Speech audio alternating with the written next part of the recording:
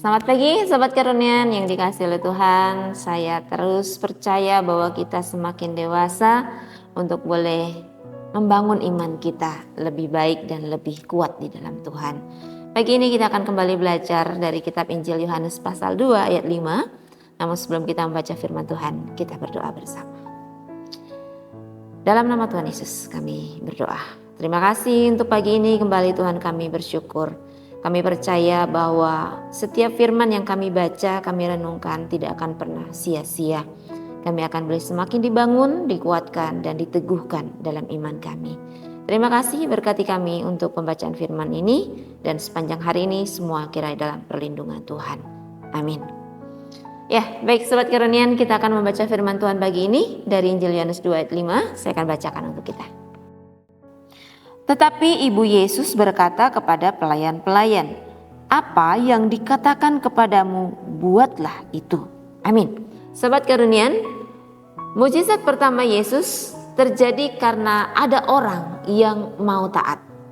Ya, para pelayan di pesta pernikahan di Kana ini yang kita baca sebenarnya penuh ayat perikopnya itu tentang perkawinan di Kana. Ya, tidak tahu mengapa Yesus menyuruh mereka mengisi tempayan-tempayan. Jadi tempayan itu seperti tempat-tempat air gitu ya. Nah, suruh mengisi tempat-tempat itu dengan air penuh gitu. Tapi mereka melakukannya, mereka nggak banyak tanya, kenapa harus diisi? Kenapa harus kok cuman air putih? Kan yang dibutuhkan anggur. Nggak ada. Mereka nggak bertanya seperti itu. Apa yang diperintahkan oleh Yesus mereka taat. Suruh penuhi tempat itu, dipenuhinya dengan baik, ya kan? Nah, dari ketaatan itulah terjadi sebuah mujizat. Air berubah menjadi anggur yang keren, ya. Anggur yang berkualitas. Anggur yang sangat luar biasa enak dibanding anggur-anggur yang ada sebelumnya.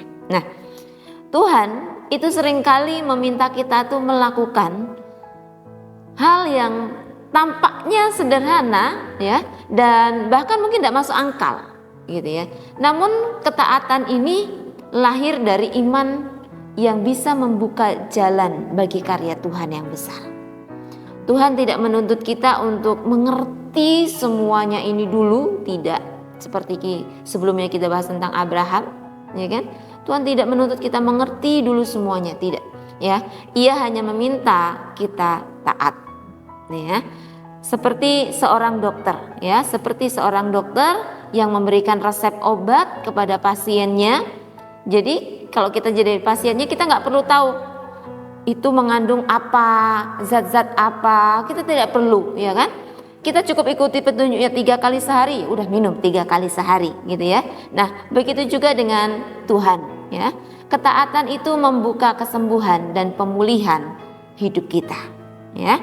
Nah, sebagai renungan pagi ini dalam refleksi diri kita, kapan sih kira-kira terakhir kali kita melakukan sesuatu yang Tuhan minta meskipun kita tidak tahu hasilnya nanti seperti apa? Mungkin pernah ya. Nah, semoga ini boleh menolong kita pagi hari ini. Tetaplah taat, karena ketaatan mendatangkan mujizat. Kita berdoa. Di dalam nama Yesus, terima kasih untuk pagi ini Tuhan, untuk segala kasih-Mu. Ajari kami untuk tetap berlaku taat kepada Tuhan melalui hal-hal kecil yang terkadang mungkin kami masih meragukan hasilnya seperti apa, akan terjadi apa. Tapi izinkanlah kami untuk terus berharap kepada Tuhan, dimampukan Tuhan untuk terus berharap kepada Tuhan. Terima kasih Tuhan untuk pagi ini, berkat-Mu menyertai kami semua. Amin. Thank you, God bless you.